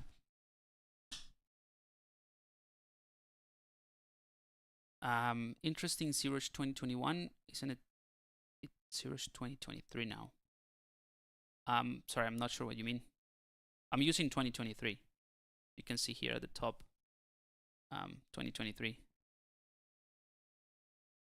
All right, so what I'll do is let's enable booleans. This bit, let's push it out, let's put it here on the top. We might use that piece for something later on. Yeah. My banner, ZBrush. Ah, yeah, that's all. I have to update it. Like I said, I haven't done this for ages. Got it. Thank you. Thank you for reminding me. Yeah, I have to update that. But no, I'm using 2023. Okay, cool. So I'm going to click on the gear icon here. And I'm going to go ahead and use this Boolean with subdivision level. So sorry, not subdivision level, with dynamic subdivision. So if I click on that, ZBrush is going to Boolean this entire folder. It's a pretty quick action, and it's going to automatically hide the folder. It looks like it's a full thing just because I still have this selected, but I'm going to hide that and select the result. And you see now this is a single mesh that doesn't have anything, any booleans or anything. I can turn this off now. It kept the polygroups, and it also, sorry, it kept the polypane because I had these red areas just to show you what I subtracted, and it also keeps polygroups all around, which is awesome. So I'm gonna ignore the polygroup, the polypane. I'm gonna fill it with just a normal color because now this is what I want to use to do a serum measure. So I'm gonna go ahead and duplicate it and keep it in the originals just in case as well. I'm gonna enable line. And now let's see if we get something nicer around these areas. So let's go to the Serum Measure. I'm gonna make sure, I think 5,000 polygons for something like this that is a bit more complex should be okay. Let's keep groups and smooth, set the smooth groups to 0. Let's do a Serum Measure, see what we get. Might be a little bit too complex to get something clean in the first go, but we'll see how we go. Especially these corners here might be a bit tricky, yeah. But overall it did a pretty amazing job at keeping all the shapes and all the sharp edges. So really all I want to do at this point is I can actually, let's keep this one just for the sake of demo, duplicate, and I'm going to put that in there in the originals as well. But what I want to do is actually reduce or increase, sorry, the target polygon count. So let's undo that. Let's increase that to 10,000. To another Serum Measure. Again, you could have done the retry. It's just, I'm kind of like used to the old ways of doing it this way. Yeah, so I think the main problem is this area. It's a little bit too complex for the Serum Measure to figure this out. So let's see if we can give it some help.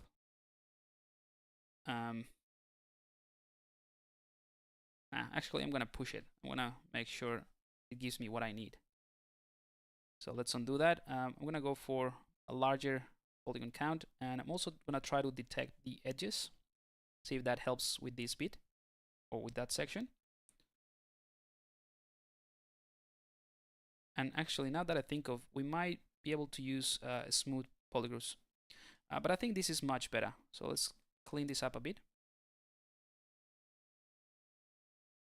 Yeah, I think this topology is pretty much what I need, really. I mean, it's not going to be a topology for animation or anything like that, but that's what I need. So this right-hand side, as you can see, I forgot to enable symmetry. Doesn't matter. It looks pretty symmetrical to me, but we could enable symmetry.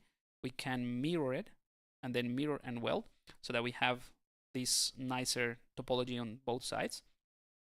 We still have all the polygroups, and let's try this with 16,000. We might have to tweak this one as well.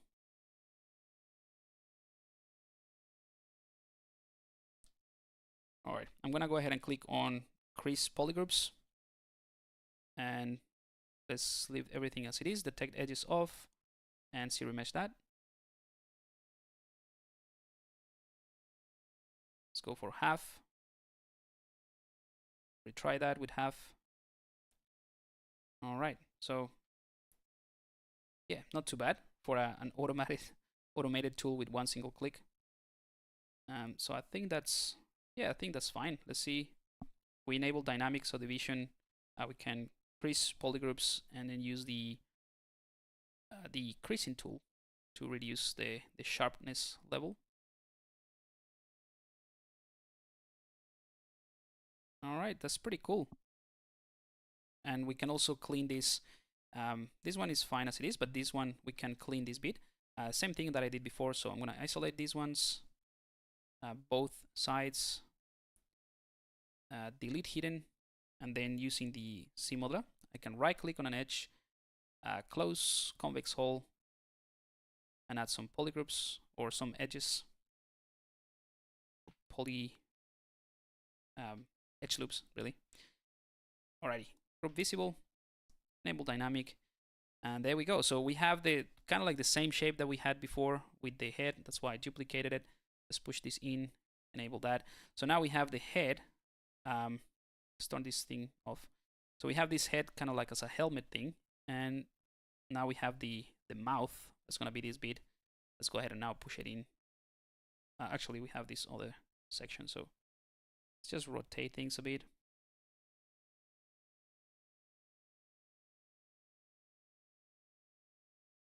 All right, and then we can take this piece that is kind of like giving me issues and figure out how to use it.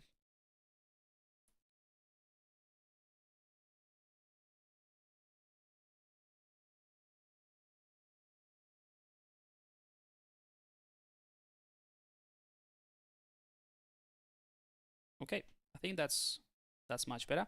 I do want to have something simple in here, but obviously we need to update it. So we can do the same thing that I did with the previous one in terms of the booleans. So let's go ahead and push this one again, duplicate it. Let's keep one in the originals just in case. Push this one down in here, create a new folder for it, and that's gonna be another boolean set of things. And let's go ahead and start with a cube. I'm gonna click on append cube, push it in. Let's give it a red color to the cube. Let's set the booleans or live booleans on, and I'm gonna use this. Turn off the head. I'm gonna use this to subtract an area around here just to flatten it. You can also use dynamic to make sure that this cube is actually smoother. Let me just show you. So this is how the cube is looking. And let's turn on the head just temporarily. I'm gonna try to flatten this section a bit more.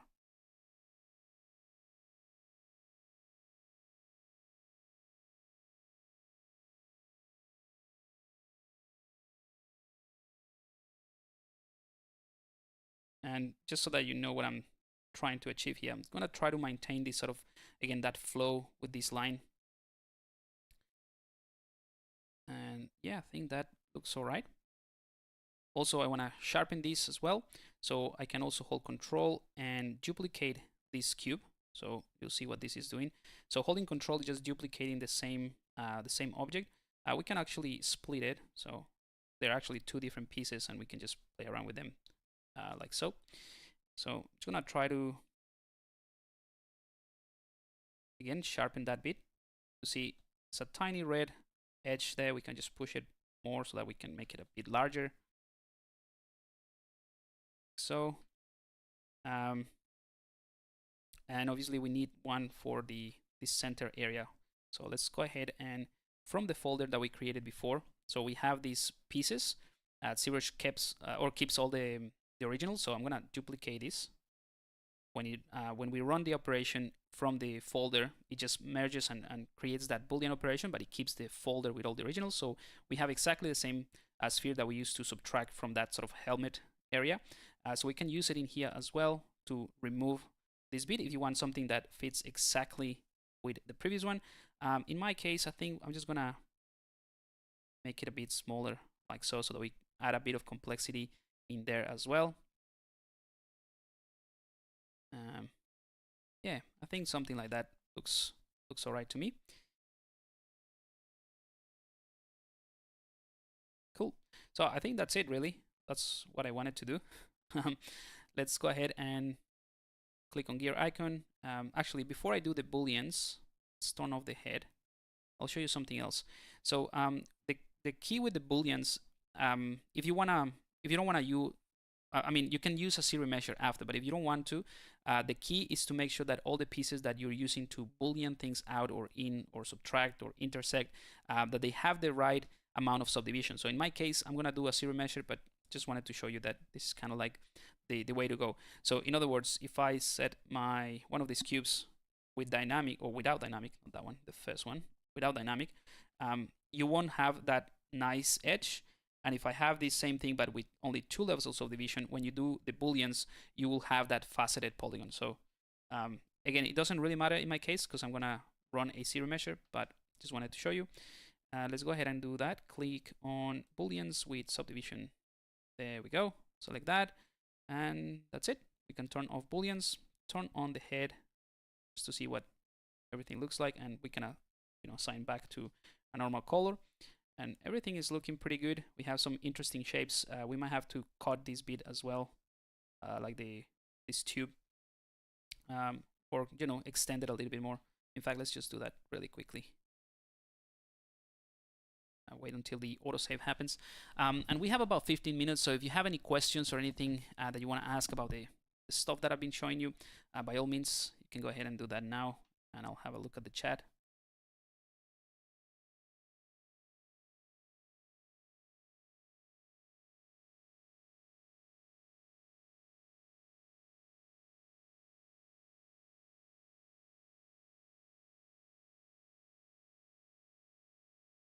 All right. So let's select this guy, and let's create or work on the Serum Measure. So Serum Meshing tools. Here we go. Keep groups. Yeah, we don't have to do the smooth groups. Everything's pretty clean. Let's target 5,000 polygons. See what the default settings give us. Should pretty decent. This one is a relatively simple mesh.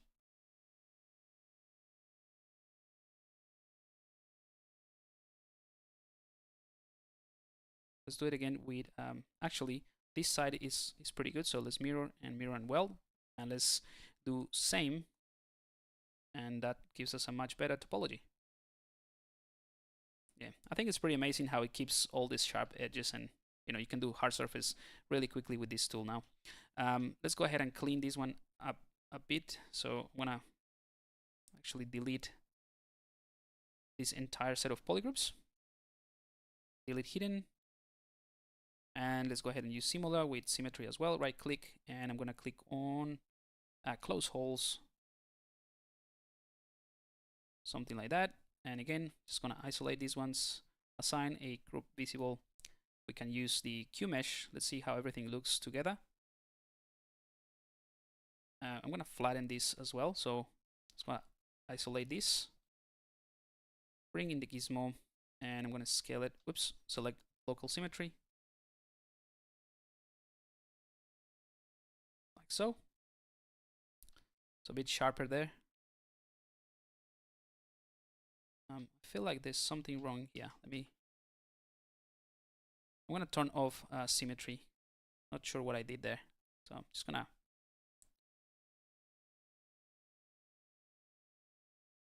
I think there's an extra something wrong here. Don't know what it is.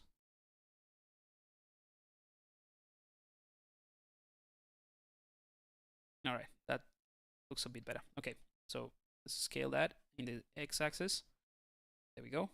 Scale it up a bit. Get out of solo mode, and we have this nice clean section. We can actually blur the mask a bit and push this whole thing in slightly, and then hold the control key and then extrude this a little bit. Actually, let's do it with the Q mesh of the simulator so that it's a cleaner cut, and we have the ability to add polygroups like so. All right, and then we can actually bevel this bit. So bevel, and then we can push this in just to add an extra sort of like panel there.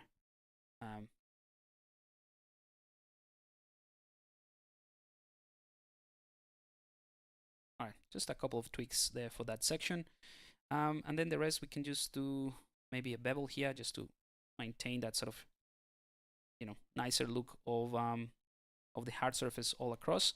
And obviously I've done this on one side, so I can just go ahead and mirror and weld without the local symmetry. Mirror and weld. There we go. So we have it on both sides. Enable dynamic subdivision, add smoothing, and that looks pretty good to me.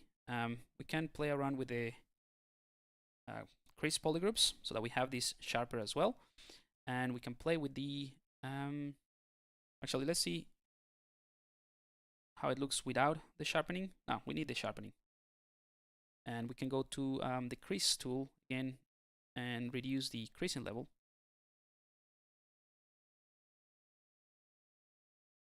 Increasing level of 2 or even 3. 2 is fine. All right, so I think that covers it. So we have something going that I think looks all right for now. This curvature here, I think we can make this work a little bit better so that if, you know, it kind of like follows. Let's go ahead and mask this bead and this bead and this bead. Actually, let's go into solo and unmask this one. And that way, I can try to, just by pulling and pushing points, try to make sure that this follows that curvature a little bit better. If you want to be more precise, you could have done this with the trimming or the knife brush, the same way that I did it at the beginning, but you know, place even with booleans as well. So just try to give you a bunch of different techniques, see what works for you. Let's go ahead and smooth this a bit.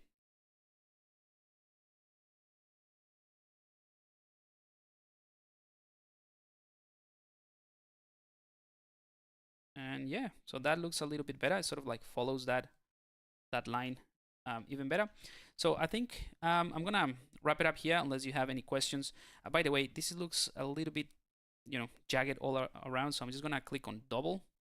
Not gonna save that. Control N to clear the canvas, or just go to clear. Hang on, double. Yes. Control N to clear the canvas, click and drag, enter edit mode. I want to go to half, and that way we have half of the document, so we have like a much better anti-alias, so it looks nicer. All right, so I think one more thing just before I wrap it up. Again, if you have any questions or anything you want to ask, you can put it in the chat. So I'm going to add the grid here, and that's going to be a pretty easy thing to do. So I'm going to append Let's go for a cylinder. Rotate that around without symmetry. Again. Go. So 90 degrees. Scale it down. I want to try to place it in the same area of this. All right, so I'm going to use this one to create that sort of grid that I was talking about.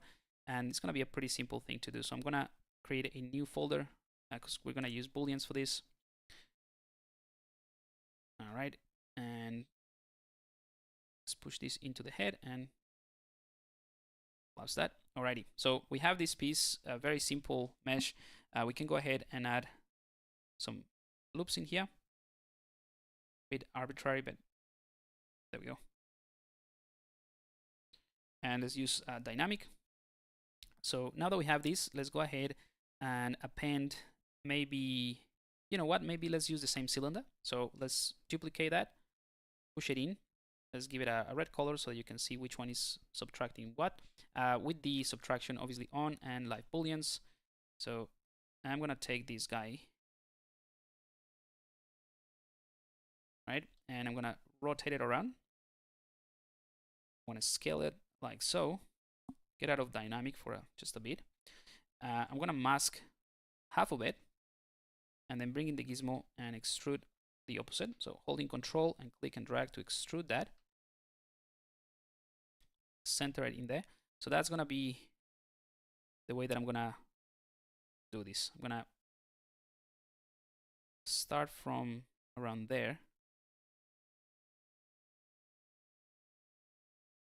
and then hold control, click and drag. I'm gonna determine the distance between these panels, and then I'm gonna let go of the control, and it's gonna create this sort of array instantly for me. So let's clear the mask, push this in like so.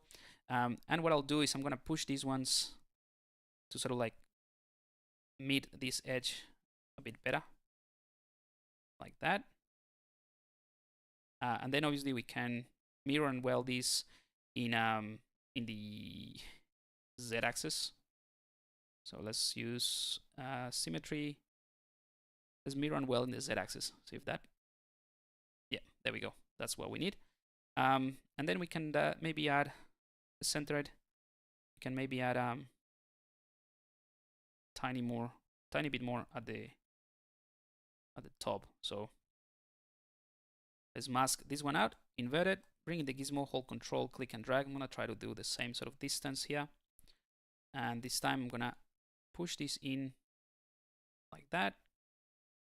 And let's go ahead and fix these ones a bit as well.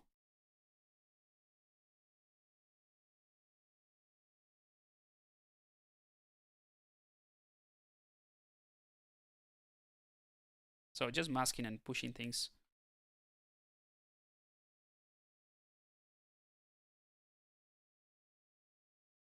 All right, let's go ahead and do the same thing, mirror and weld.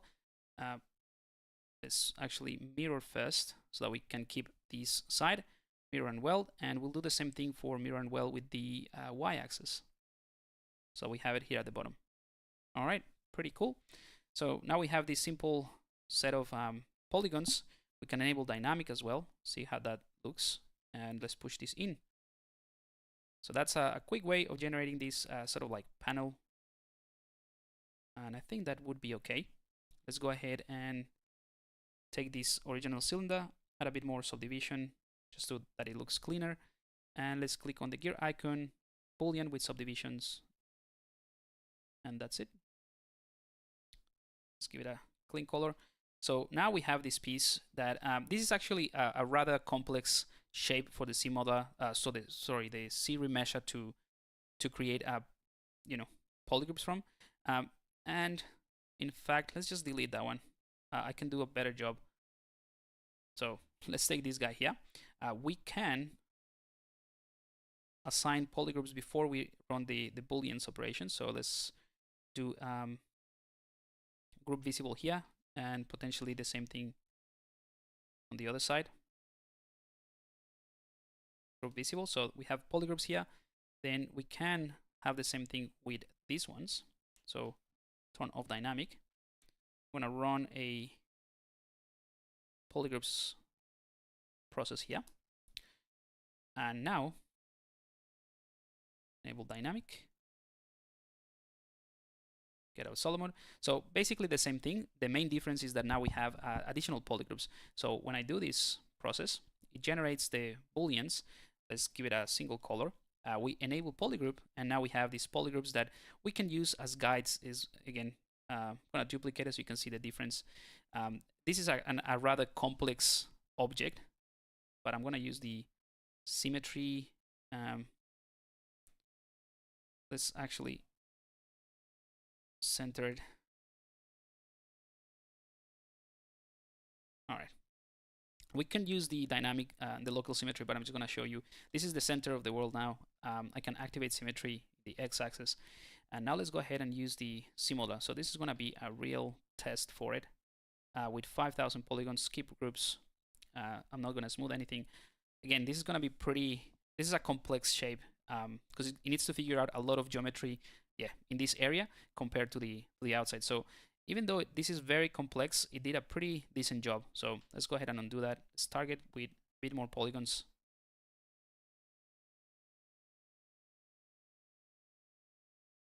And there we go. So not too bad. Again, this is a very complex shape because it needs to figure out a lot of geometry in here. So I don't know if this would be the best way of going about it, but let's give it another go. Maybe using symmetry in the z-axis as well, or sorry, the y-axis. So you see it is doing at the top and bottom and left and right. So let's try that. See if it gives us a better result. Yeah, so it's not too bad. Again, we can try to go for a larger number of polygons. And that looks a lot better. Yeah, that looks a lot better. Let's try going to half and then retry. I don't think it's gonna work, to be honest. No, that's not too bad. Let's do it again. Yeah, so it's starting to get into this area where things go a little bit wonky, but I think this, it's not too bad. We have like 42,000 polygons.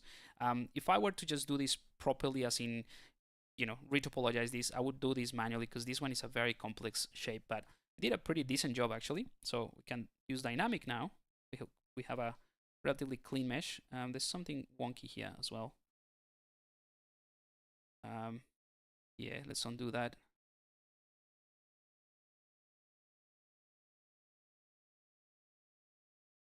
All right, I'm gonna try it one more time with smooth groups on. Yeah, I think it's just the center that's gonna be very complicated to get right. So.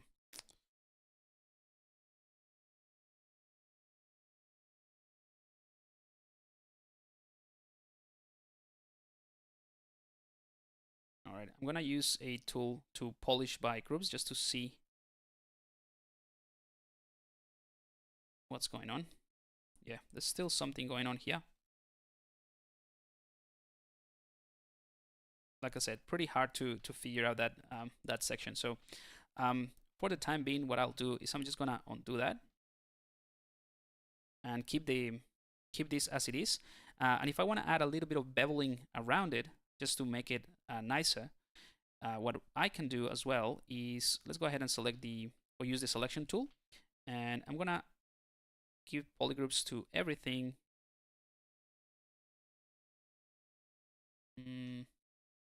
Except this one. So group visible. So basically we have only 2 polygroups. So inside and outside we can generate some edge or some bevels. You'll see why in a second. So I'm gonna go to the C plugin. I'm gonna click on Bevel Pro. Click on Bevel Pro. That's gonna bring in a separate window, and I'll just bring that in. So, and there we go. And we have this this section here, and it does a pretty good job. Let's go ahead and fix edges just in case. Yeah, and I'm gonna auto apply this. Bevel is fine. you see what it's doing is kind of like creating this edge all around, and it's booleaning, if that's a word, is boolean things out based on that edge. So I'm gonna click OK. You can change the size or the bevel amount as well. Just need to wait until it computes it. I think that's better. Let's click OK, and it automatically generates that boolean for you. So just pretty easy way of going about it. So that's cool. Remove booleans. Let's go to the head, push that in, put it in the originals, open up the head, get out of solo mode, and now we can rotate this in 90 degrees back to what it was.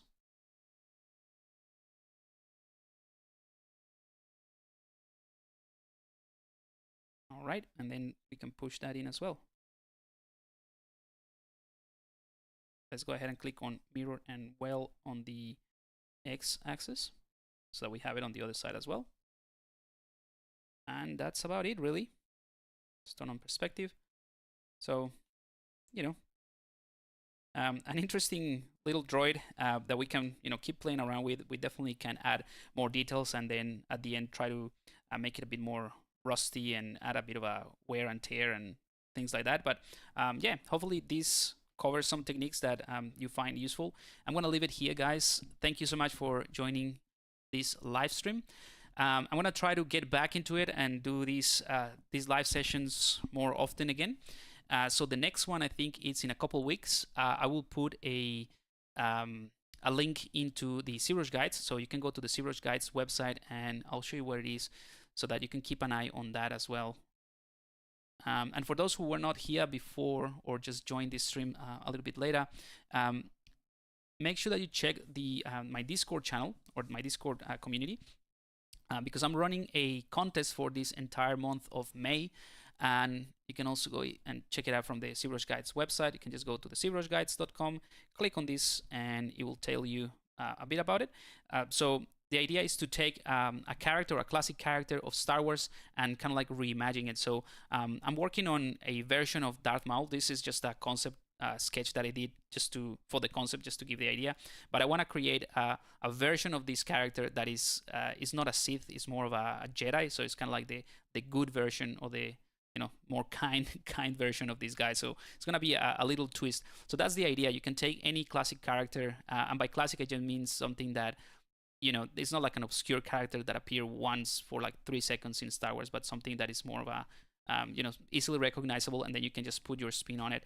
So yeah, go to the Discord channel. If you click on this button right here, it will tell you, or it would take you there. I'm gonna copy this link address and put it here if you wanna check it out there.